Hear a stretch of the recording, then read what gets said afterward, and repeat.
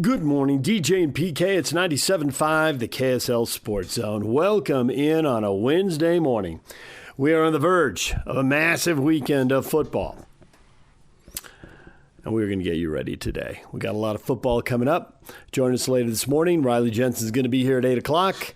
Barry Trammell will be here at 9 o'clock. We'll talk with Barry about the Big 12, grading out all the teams in the conference. We'll talk with Riley Jensen about his Aggies. Really impressive comeback at Fresno State to win that game, get their first road win, get bowl eligible. Now, can they check another box by snapping a 9-game losing streak to Boise State? They lost 21 of 22 to the Broncos. It's been a major problem. Can they break through? We'll talk with him coming up. Of course, the big game this weekend for BYU is the last regular season game.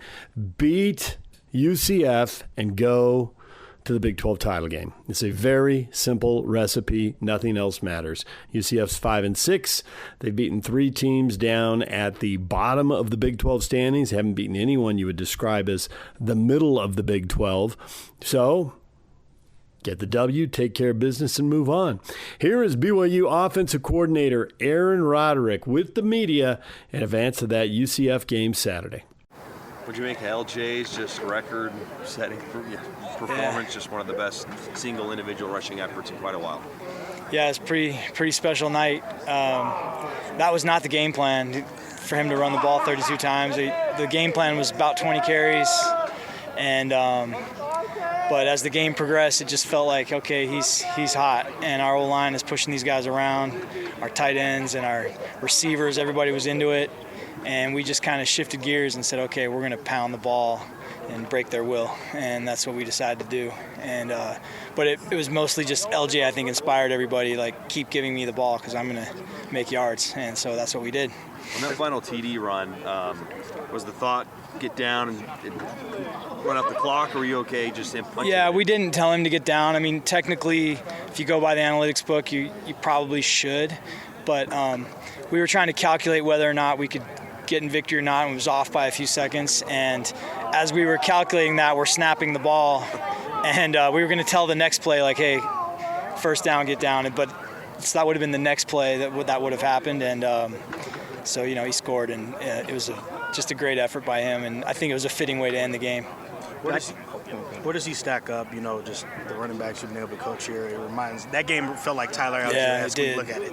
It did. I've been very reluctant to compare anybody to Tyler, but that was a night that I think you could say that was Tyler-esque for sure. Algier was a great player, and LJ's a great player. They're different players, but I think you can say that they're both a couple of the great ones that have played here. Back to the offensive line real quick. Have you ever seen them play that well to date? I mean, it looked like the defensive line was 2-3 yards back almost every play. I think our offensive line's been consistent all year. They execute at a high level, but that night, thought the guys played really, really physical, executed well against a unique defense, and I think just the momentum was building as the game went on. Even though it wasn't a flashy game score-wise, but we could feel. Our team could feel a momentum building as we were pushing those guys around, and that was a pretty good feeling. That starts with those guys up front. And when they do that, how does that affect your play calling? Well, like I said, that wasn't the plan to run the ball to give LJ 32 carries. It just turned into that type of game. So yeah, I guess you could say they inspired me to just keep giving them the ball. Do you think your offense is equipped to play well in bad weather? Yeah, I do. And in fact, that's one thing that we talk about a lot as an offense is that we want to be an offense that can win any type of game.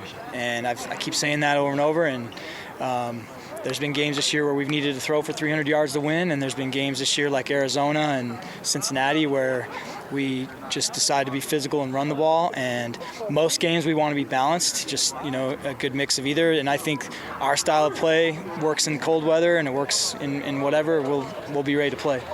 I guess we'll find out tomorrow night about Chase's condition, but do you want to give us a hint? We're trying to. I don't know if he's going to be ready or not. We're trying to get him ready, but he's definitely. I don't know what they listed him as, what the word was, questionable or doubtful or whatever. But I think there's still a chance, but I'm not. Not my decision. If he can't go, who do you think some of the guys are going to get those plays? Parker, LJ, Parker and JoJo are the two main guys that kind of take up the slack there for his reps. And then, Tiger played a little more last game. You saw Reggie in there a little more last game. I'm probably forgetting somebody, but the guys will step up if he can't go. How important has Carson Ryan been to the run game?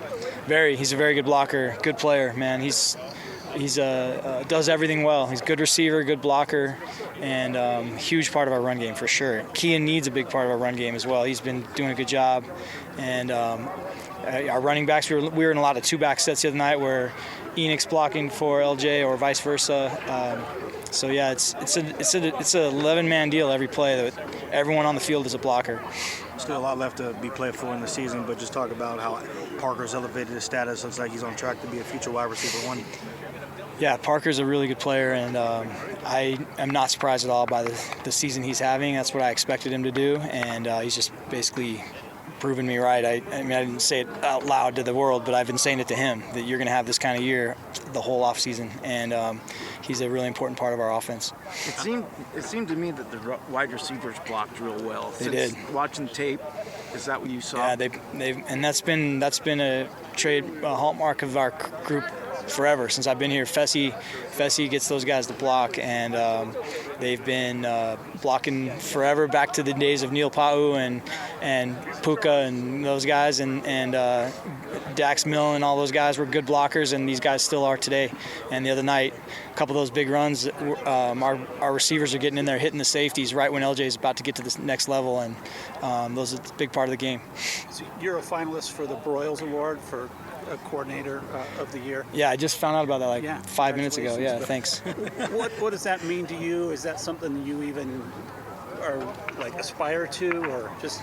Usually I think it's not something I aspire to. No, and I don't. I think sometimes those awards go to maybe offenses that are more flashy or whatever. And I'm just about winning games. I just win a game any way we got to win it, and I am honored to hear about that. But to me, it's more just a recognition that our offense is playing good football. It's a credit to our players and our other coaches who are doing what it takes to win. Then we've heard Kalani talk a lot about just winning, not worried about style points, and impressing the committee. Would you say that's pretty staff-wide? Is that? Yeah, I mean, it's not like we're not trying to have style points. It's just that that's not the number one thing. The number one thing is to win the game, and we control our own destiny. If we win, then we'll be where we want to be, and that's all we're thinking about. On that note, how impressive have you been this year with the guys' just ability to stay focused on each and every week? Not that they weren't last year, but you guys have been doing what you need to do every week to be in a position to control your destiny. Yeah, so far so good. That's the key, is learning lessons from last year. Last year we had I think it was 9 in a row, and then we dropped 2, right? And learning from those mistakes. This year we lost 1, and then we bounced back with 2 strong games, and now it's finished the deal. We have a team that's going to come in here Saturday looking to get bowl eligible. They play really good defense, and so all of our focus is on UCF. What would that mean for this group to finally clinch that Big 12 title berth you guys been working towards? Well, yeah, that'd be huge, but like I said, this game is what gets you there. You have to win this game, and we respect this team a lot. They played really well last Saturday, and they have a really good defense. There's BYU offensive coordinator Aaron Roderick. All right, we're going to take a break. When we come back, Frank Dolce joins us, and we will talk Ute football with him and his amazement over the K-State win, his expectation for the game Friday at Kansas. Frank is next. DJ PK and the former Ute quarterback Frank Dolce on the line. Frank, good morning. Hey, DJ. Are you okay? You okay? Are you okay? Are you recovered? Nope. No, I'm not. No way. Not. No. This is the one that goes down in the ages. In 10 years, we're going to be like, do you remember that night that afternoon when Utah decided not to put a run defense on the field? Do you remember that night? Dude. That's what's so crazy about this is that... Oh, so crazy. That we're not talking about another prolific offensive showing. that was a prolific offensive Yeah, but we're not talking about. We're talking about the incredible defensive lapses. It gets overshadowed because what do we think about Utah football? Stop when the you run. say Utah football, yeah, absolutely. That's exactly what you think. Stop the run. And in the past, when Utah's gotten in trouble, they haven't been able to do that. Several years ago, Utah went down to Arizona to play a game. Probably should have won, been in contention for that game. They gave up like 280, 300 yards rushing in that game, lost the game. It was a lefty quarterback. I can't remember his name, but all of a sudden he's running wild in that game. Utah just couldn't stop the run. That seems to be Utah's Achilles. When they can't stop the run, they struggle. And by the way, I think that we mentioned this a week ago, or maybe this has been consistent. Like, Utah has shown some signs of getting gashed in the run game this year, giving up big explosive running plays. So it was almost shocking to see how Kansas State maneuvered. What's cool about this, Frank, is now you sent DJ on a wild goose chase to find out who that left-handed quarterback was. As soon as you said that, he went right to the typewriter. It was something else he said that did it, but it was, yes. He did send me on it. You did send me on a hunt. I was thinking, for comebacks, I really... prisoner of the moment, admittedly, but I think the best comeback I'd seen, which I think this just topped, they got off the hook against Air Force one year at home. They went touchdown, 2-point conversion, onside kick, long pass to Dyson, and that was in like 2 minutes. I mean, they really, and it was 2 scores just like this. So there's that, but I can't think of many comebacks like this that have been this dramatic. I do remember once they went down to Rice when they were in that big 16-team whack, and that's what I was looking for. Not Rice Eccles, just Rice? To the Rice University in Houston, Texas. And they lost 51-10. And I don't know what they gave up for yardage in that game, but Rice had the option, and they couldn't stop it, and that was a one-time, and I mean, you can count them on one hand, where I saw Kyle Whittingham absolutely perplexed, like, how did that happen? We know better. How did that? Yeah, that was awful. And that team was flying at that point. They were having a great season, and Rice just took them apart, and it wrecked the end of the year. Yeah. So the interesting thing about this game is, probably a couple things happened. One is Kansas State saw something on film they thought they could exploit. When they went to going into a certain formation, the way the defense aligned, they saw something that they thought, well, you know what, maybe we can take a chance on this. And then they did, and then it kept working. As I looked across that game, it didn't seem to me like they were running variations of that play. Like, they kept running the exact same thing. Play. Yeah, that's what Kyle said afterwards. Yeah. Exact same. Well, it was such a deceiving, tricky play. Very. It was so like when I was playing, coaches used to say I was deceptively slow. Like, people couldn't figure it out. But like, okay, so great. Kansas State sees this anomaly that they can exploit. Okay, well, why isn't Utah adjusting on the defensive side? Like, how many times do you have to give up chunk yardage on that particular play before you say, wait a second? And when they 14. do this, 14 times. When they go into this alignment, then we're going to shift this. Maybe we're going to say we're going to give up something else, but we have to stop this. So that was the thing that was really perplexing is, okay, they run this play, Utah keeps getting gashed. Wait, where's the adjustment? I didn't see that, and maybe I did. Maybe I'm overstating it, but that seemed like a big. The adjustment came at 47-44, Frank, because they gave up the long touchdown run after the fumble. And then there's a 2-point conversion, right? And at that point, I'm 100% sure they're going to lose that game. As soon as Dampier fumbled the ball, they're doomed. They're going to run this right in, and then it's over, right? And by the time you get down on the field, because we were just looking for the elevator, by the time you get down on the field, they've already run the 2-point conversion back, and the offense has the ball and they're driving. You're like, oh, I guess I was wrong. Maybe it's not over. But at 47-44, they tried to throw on first down, and then on second and third, they ran that play. And the Utes stuffed it. It's like, why did you stuff it now? You didn't stuff it all day long. And the only answer I could come up with is, well, because you had to win the game.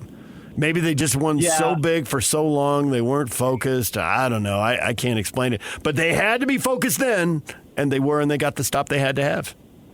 It may have been, utilizing the adjustment at that point in the game may have been the biggest coaching genius maneuver we've ever seen. Like, maybe they just played all of us the whole time. Like, we're just going to give this up. We're going to and then when it really counts, we're going to make the adjustment, and then we're going to stop it. I heard a story once of Greg Maddux. They were winning, I think it was against Houston, and they were up big. And one of the better hitters came up, and he threw him a meatball, and the guy hit it out so that when they got in the playoffs, that guy would look for that same pitch, but Maddox would throw something else and get him out. So that's what you guys are insinuating, that they tricked him into thinking, oh, man, and then when the time's running out, they can't even get a first down. That sounds hard to believe. Yeah, I know. I think the coaches. I think the coaches were saying it. I mean, everybody's got iPads, and like they know what happened right away. They either look at the replay up on the scoreboard or they got the iPad. I mean, everybody knows. And they said it, and it finally sunk in. That's all. It finally sunk into the players, and they finally locked in on. That's what they're doing. This is what I have to do, so that I don't have to chase a guy 80 yards into the end zone and not catch him. Yeah, absolutely. Sometimes, I mean, you get this in the broadcasting world as well. Like, sometimes you prepare for something, like you do all of your notes, you get everything all managed, you're ready for the broadcast.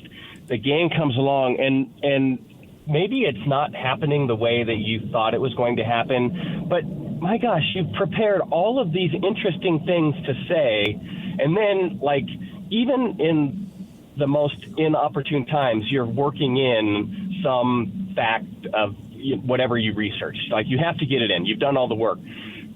Sometimes that happens with a game plan. I've seen that happen with Utah football, mostly on the offensive side, I would say. Not necessarily this year, but in the past. Like, it feels like coaches are preparing for something. They expect something to happen on the defensive side, even if it's not happening exactly that way. Well, you've prepared this all week. We've got to do it rather than having the ability to adjust on the fly. And the interesting thing about that is, I don't think we've ever really said that about this Utah football team or Utah defensively, is they haven't been able to adjust. That seems like one of their stalwarts is, especially if the first half doesn't go well, go in at halftime, get it cleaned up. Second half is much different. So whatever it was a very interesting set of circumstances. And Coach Whittingham's right. You never win a game like that. You never win a game when you give up 500 yards on the ground. That just doesn't happen. In fact, I'm so confident that that's the truth. If Utah would have averaged 500 yards rushing for this entire year, there's no question they'd be undefeated. I would agree with that. That's not even a thing. No. So the thing that we also have to talk about, PK, that you're talking about is this never say die attitude. I've been pretty critical, maybe not critical. I mean, I just feel like Dampier throwing the football downfield, that's not his strength.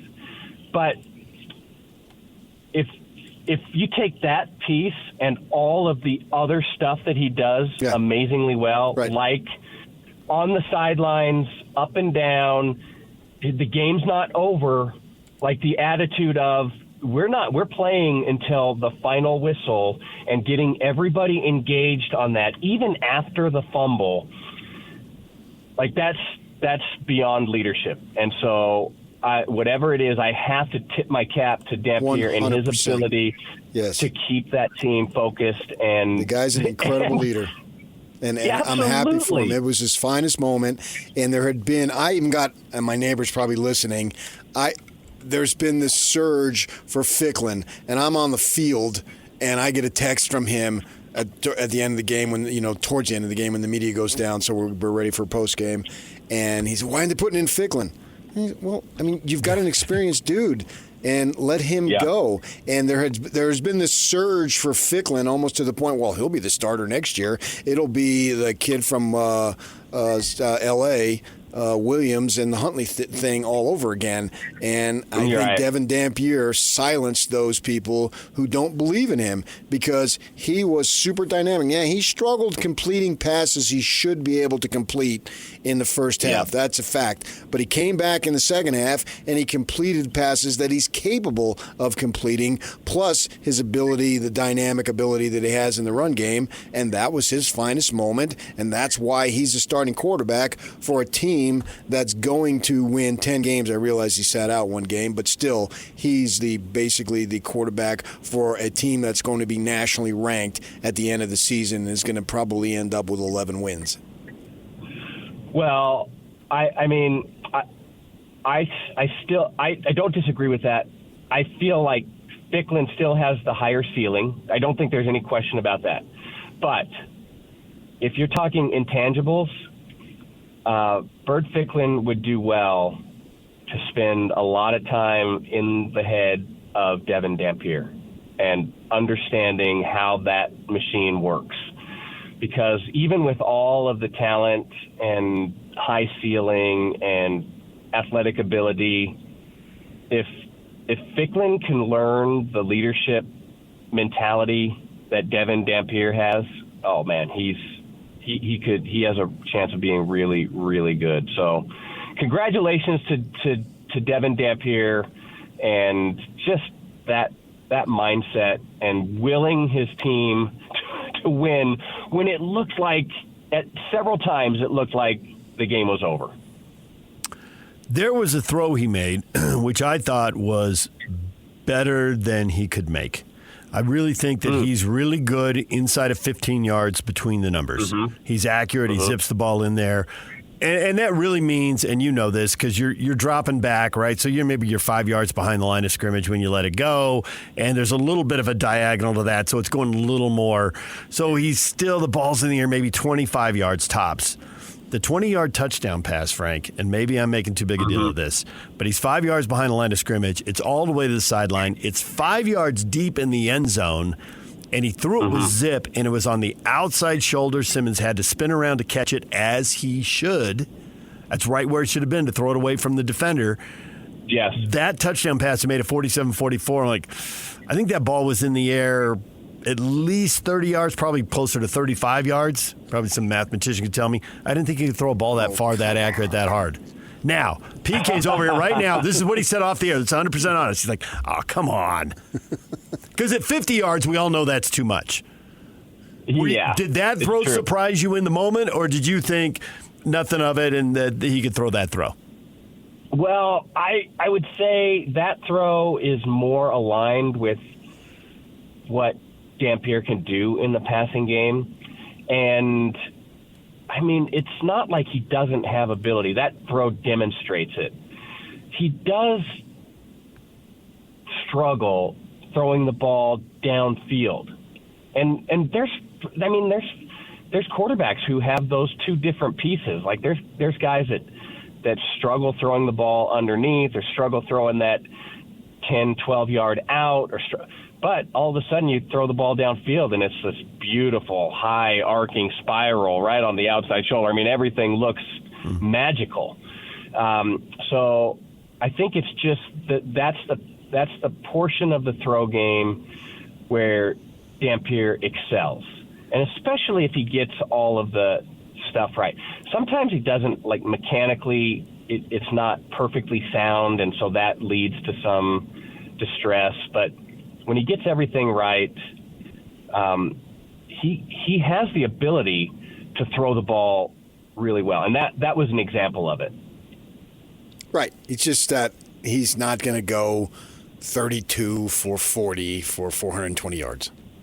No, I mean, I kept trying to will him into that. Like, come on, Dampierre's got to complete 65% of his passes, and they have, I keep trying to will him into it. It's just not his game. Right. And Even when it was going poorly in the first half, some of that was on him, but some of it was on his receivers. There's one play in particular. Sure. It was zone, and the guy thought it was man, and he kept running. Yeah. And so the ball was behind him. And you could even cut to him, and he's like, dude, that's the zone. You got to stop right there. If you keep running and I throw it, I'm going to get you blown up. So stop. Yep. But it made it look like it was a bad throw, and really it was a bad read by the receiver. Yeah. There's a statistic in football. 97% of the time when it looks like a bad throw, it's actually the receiver's fault. Said the quarterback. I read that stat. You read that too? I looked in the bibliography and I saw your name. And 84% of all. Yeah, you can footnote me on that. Footnote Frank Dolce. Yeah. So now if they learned their lesson and they won't be fat and happy and the run defense will look like the run defense we expected and the Utes will go out and handle Kansas Friday. Well, I hope they're dialed in after that performance. That's embarrassing. Like, if I'm Utah defensively, that's an embarrassing effort, and I think it's from top to bottom. And by the way, the architect of that, Kyle Whittingham, I mean, that's not the legacy he wants to leave. That's his defense. He has his thumbprint all over that defense. I know it's Morgan Scalley and his crew running it, but there's a lot of pride up top, and I understand that he was very direct in his commentary at halftime regarding what was happening defensively on the field. So, I mean, I would not be surprised to see that defense very focused on the task at hand, which is Kansas, on the road. And, yes, it's a very winnable game for Utah, but I don't think you can take a different mentality into that game. It still has to be our survival depends on week to week to week winning games. And so there's nothing past this. There's nothing behind us. The only focus is going and taking care of the Jayhawks. I really think this could be a good week for Utah defensively. Frank, we'll leave it right there. We appreciate it as always. All right, you guys, you're the best. Hey, I hope you both have an amazing Thanksgiving. I'm thankful for both of you. Thank you. We're thankful for you. We're thankful you come on every week and entertain us. Happy Thanksgiving, Frank. It's my pleasure. All right. All right, guys. All right, there is Frank Dolce talking Ute football. When we come back, Matt Murschel will join us. He covers UCF for the Orlando Sentinel and college football as a whole, all of the Big 12. We'll talk with Matt about that BYU UCF game. That's coming up next. Stay with us. DJ PK, we're joined now by Matt Murschel, UCF and college football writer for the Orlando Sentinel. Matt, good morning. Good morning. How you guys doing today? We are doing well. Here it is, Game 12. It seems like just the other day we were talking to you on a spring football tour and summer camp, anticipating how this season would go. Has it gone largely as expected for UCF? I think yes. I mean, when we began the season, I thought to myself, if they got to 5 wins, 6 wins, that was probably going to be a pretty good season for them. Based on what we saw in the off season, having 70 new players, dealing with a new coaching staff, coming into the Big 12, especially a coaching staff that in many cases the guys hadn't been coaching for a while, and Scott Frost, head coach. So, I think this is kind of how it went. Now, there were opportunities for them to maybe steal a game here or there, but it just didn't happen, and injuries have come up and things like that. But otherwise, this is probably where I thought they'd be. Some fans would have liked to see more, but again, I think this is what you'd expect from a year one. What do you think that Scott Frost did the first time around when he had such great success can be translated to have him do it again this time? I think the biggest factor is, honestly, it comes down to culture. I think for what Scott did the first time around is he really created an unbelievable culture at UCF. And the players really they bought into what he was doing. They wanted to take ownership in the team. They did practices on their own. If a practice didn't go well and the coaching staff was ready to end it, the players would step up and say, no, we're going to go again. You know what I mean? And that's the kind of thing that helped lead them to the success they had in the 2017 season when they went undefeated and went and beat Auburn in the Peach Bowl. I think he's getting there this time around. You know, I mean, again, a first year is very difficult to do. You're bringing in guys from the transfer portal. You're bringing in recruits that you didn't necessarily recruit. So to get them all to buy in that same culture, it's taken a little time, but you're seeing it. You're seeing the difference now than you saw maybe the last 2 or 3 years. You're seeing the players who actually are starting to get some of that. You know, they believe, they buy into what's going on here. Now, it's a few of those guys. Now, next year, hopefully that can grow and you get more and more guys and you see that culture kind of take over. That's where I think they're going to have success. I don't necessarily believe it's X's and O's. I mean, he hasn't done anything at all like they did the first time around. You know, the UCF fast, you know, the fast-paced tempo offense, that doesn't exist now. I mean, they don't have the players and personnel right now to do that. So they've just been very generic in a lot of ways with their offense. I think that'll change in the future. But to me, the culture part was huge. If you can get the culture to make that shift, if you can get away from the me, mercenary type free agent thing that goes on with college football now with NIL and revenue share, I think that's going to be huge. I think that's going to be said to any coach in any sport right now in college athletics. If you can get that culture going, I think that's where you start to kind of build that foundation and you can go from there.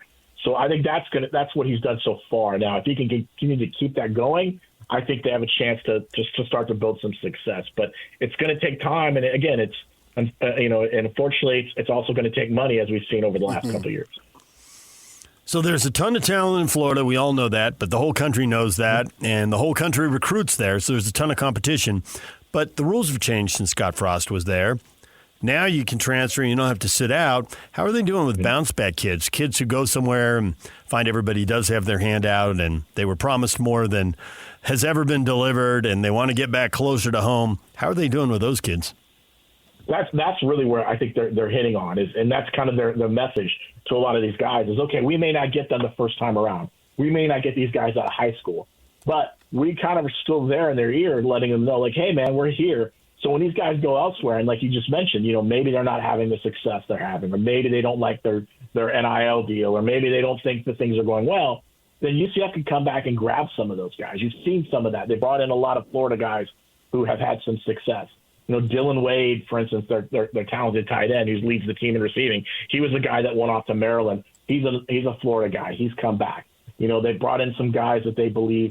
You know, Miles Montgomery was a guy who running back, who's a Florida guy who basically talked about this idea of how coming back to UCF saved him. You know, mentally, you know, like it saved him. He felt like this really kind of changed things. Those are the kind of the things that I think Scott Frost and his staff have done a really good job of is saying, okay, we're not going to get you maybe the first time. Maybe we're not going to win every recruiting battle because we don't have the money that some of the schools are throwing out there for recruits. But if we can kind of pitch the idea of like, yeah, come play in front of your family, play in front of, you know, back home where you're not having to deal with it. Play in a state that doesn't have a sales tax, you know, doesn't have income tax. You know, you play in a state where you can benefit from these kind of things. I think they have a chance, and I think that's what they're trying to do. And it just takes time again to get the message out there and to make sure the players understand, you know, okay, there is a chance to go home and play at home and have some success and play in a Power 4 conference. You think they can run the ball with any level of success against BYU? I'm not sure. I mean, you know, Miles Montgomery, their starting running back, has been banged up. You know, he played a little bit last week. I think he led the team with about 60 yards. He's getting better. He was banged up. Jaden Nixon's done a good job. Jaden is more of a explosive type back who, you know, you get him out on, you know, if he can find a hole in the line, he can really kind of take something and turn a 2-yard run into a 12-yard run or a 40-yard run. I think their offensive line has to play better, and their offensive line is banged up. I mean, this is. I don't know about BYU. I haven't gone that deep, but I mean, this is as beat up of an injured of a team as I've covered at UCF. I mean, they're down to 2 quarterbacks. You know, their offensive line is missing 2 starters. They've had multiple injuries, guys gone on the defensive side. They're just trying to fill holes. So I think they'll try to run the ball. Obviously, they'll try to mix it up a little bit. They need to because Taven Jackson really can't just sit in the pocket and throw the ball 40 times. That's not his game, and it's not what UCF wants to do. And I think if they get to that point and they become one-dimensional, I think it's going to be a long day for them.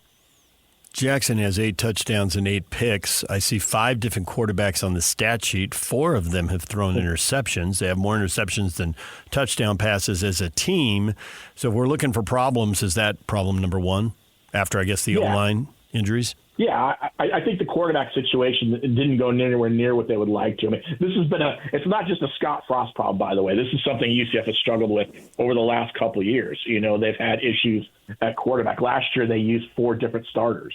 They had 4 different guys start games last year, and those weren't due to injuries. Those were just coaches deciding, Gus Malzahn deciding to change a quarterback because he was trying to create a spark. This year, it's been all injuries. I mean, they started Cam Fancher. He lasted all of 1 quarter, got hurt. Taven Jackson came in, led him to a win. Taven started a couple games, then he got hurt.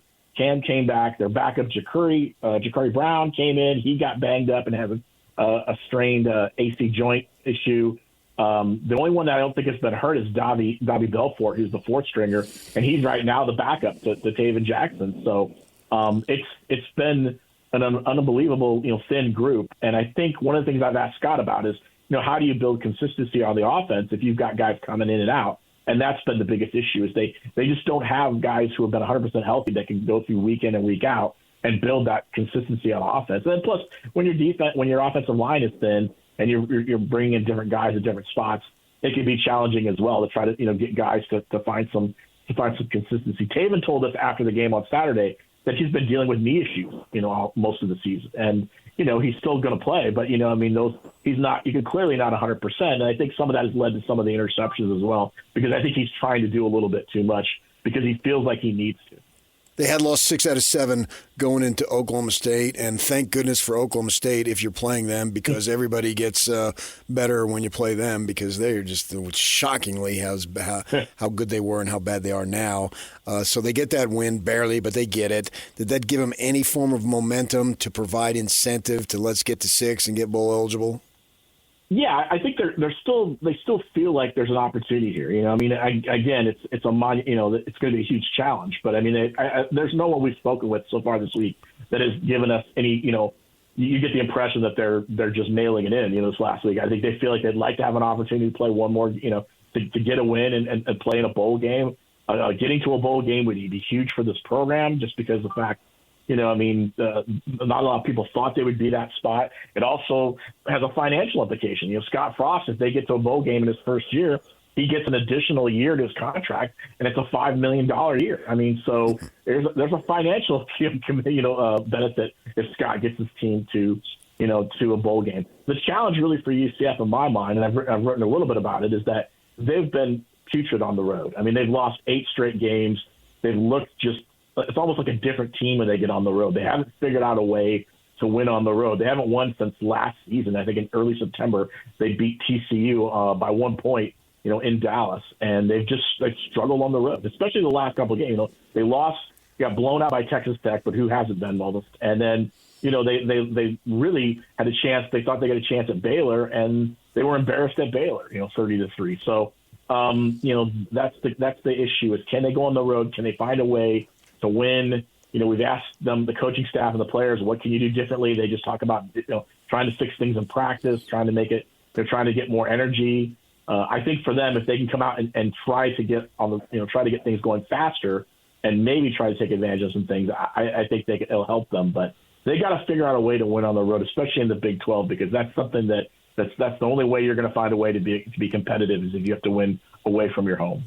0-4 on the road this year. The one time the final score anyway looked decent was at Cincinnati. It was 20-11. Yeah. So at least that's somewhat representative. So when they play well on the road, what do they do? What is this potential strength or strengths that they can lean into? Because they're huge underdogs, obviously, at BYU. Well, I think on the road for them, when they look good, is they got to get out strong. They've got to come out and put some points on the board early. I think part of the problem is they find themselves down early.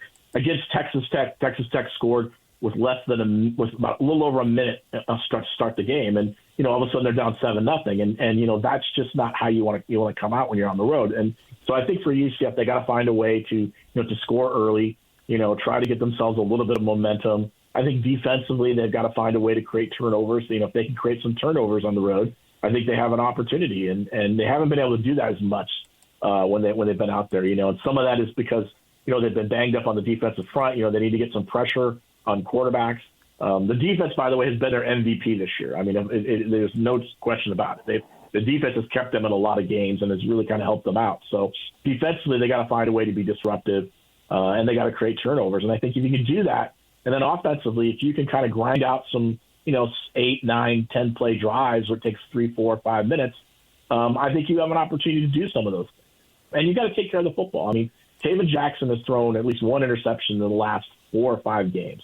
And that's something that isn't going to help you at all. You got to find a way to not create turnovers. You got to run the football. You got to mix things up. And, so that's where I think if they're going to have any chance to win on the road, they're going to have to find a way to get out there early, maybe to take the crowd out of it and not to get sucked into, some of these venues. I think that's part of it is, for some of these guys, they've never played in these kind of venues. They've never played in Waco. They never played at, in a venue like Texas Tech. They've never played anywhere near the size of maybe a LaVell Edwards Stadium. So, that's where they kind of get caught up a little bit. So you got to get them out of that mindset early. Obviously, we're expecting BYU to win, and if they win, they get the opportunity to go to the Big 12 title game, and we're expecting Texas Tech to be there, and we're probably expecting Texas Tech to win. So follow me through the scenarios that I just put out there, and let's just go for argument's sake that the game is far more competitive between BYU and Tech than it was when they played in Lubbock on whenever it was a few weeks back, right? And so with that in mind, you got a competitive game against what I think clearly, obviously, is a top 10 team, maybe a top 5 team. And so BYU finishes 11-2 and plays Tech competitively.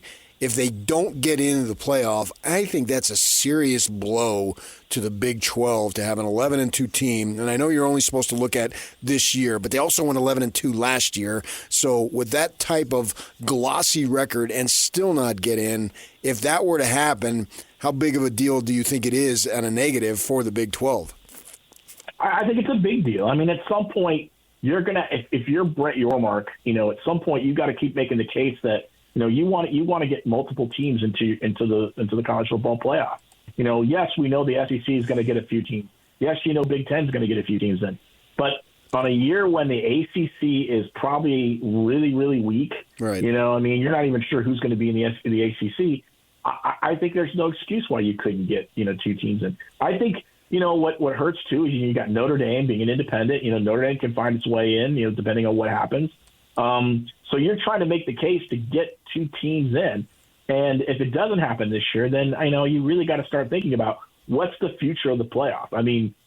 Does that mean, okay, maybe that pushes Brett to say, we need to expand, we need to go to 16, we need to go to 18, whatever they're thinking, 24, if that happens, because you want to give more opportunities to schools like that.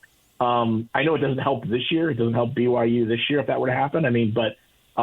That's something as a commissioner you have to be talking about, because you want to get as many teams as you can in there, because that's just going to showcase the strength of your conference. And Brett has said it the last 2 years that this conference is a conference of parity. But at some point you're going to need you don't want just one team. You got to get 2 or 3 in there. You got to start building that. Making that case that you've got 2 or 3 really good teams playing, and you want to be able to get them into the playoff situation and see what they can do. And if that doesn't happen, then you really got to take that serious look at what's the future for. What can you do to make this work? Because, it's frustrating. It's frustrating if that happens and BYU doesn't get in. That's frustrating to do 2 years and have that happen, 11 wins and not find yourself in that playoff mix. So I think that's the question that's got to come from this. Now, if BYU gets in, let's say they lose to Tech and they still get in. Then. I think they'll still talk about how they can expand the playoff, but I think it's not necessarily as a big of a push. But I definitely know Brett is watching this pretty closely to see what happens, because he wants to see where this is all going to end up, and do what's best for his conference. With that in mind, should he pivot then? Because I get why he said, hey, it should be earned on the field, but should he just take the 2 automatic qualifiers? Because they're not going to let you earn it on the field. If BYU loses a conference title game and they're 22-4, and 3 of the 4 losses are to conference championship teams in 2 years, and they still can't get in as an large, I think the message to the Big 12 is pretty clear. Yeah, and I think that's something that that Brett's going to have to think about, really hard. And I believe me, I'm sure the BYU representation is going to be in his ear about it. I'm sure there's some other schools that are going to be talking to him about it, saying, listen, if we can't get this in, we need to think about, we need to pivot and think about what our philosophy is, because you want to try to get as many teams in, and it's frustrating for schools to put the investment in. And this is now where the college football has changed, because it's an investment now financially. You're putting a lot of money into a program, into a team, and if you're not getting to the goal of the college football playoff, is that, is this how it's supposed to be? We got to figure this out, because why are we making this big investment if it's not going to turn out that we can only get one or two teams in? And I think that's where Brett's got to sit down and have a hard conversation, because it's easy to say that hypothetically when you're just talking about, okay, yeah, we can get, we'll take this team or that team. But when you start seeing it happen year in and year out, that's when it becomes the challenge. And that's where your members say, listen, it's great and all, but we need to get results here. And that could be where we could see some change. I mean, listen, they're not going to change. They announced yesterday that, they're going to push back the discussion for the possible deadline for the, to put forth a plan for the future of the college football playoff till January 23rd. Well, that's just convenient, because that opens the door for them to see what happens. If BYU doesn't get in this scenario, that all of a sudden changes the philosophy. You get a chance to see that in person. And I think that would be something that would definitely make them say, we've got to make a change. The problem they're going to have is we've been talking about changing the playoff for what is almost a year now, over a year now. They haven't come anywhere close to doing it. And I don't believe they're going to. I still think it's going to be a 12-team playoff next year. And I think it's until they can come up with a reasonable plan, I just don't think it changes. You can't get these people to agree on anything. So, I mean, Brett may change his mind and say, let's go more, but he's got to convince other people to do the same thing. So that's going to be the challenge moving forward with this plan and how they do it with the playoff. Matt, we appreciate the time. Thanks for joining us. Good to talk football with you. Thanks for coming on the air. All right. Thanks a lot, guys. Take care. There's Matt Murschel from the Orlando Sentinel covering UCF. When we come back, what is trending? The headlines are coming up next.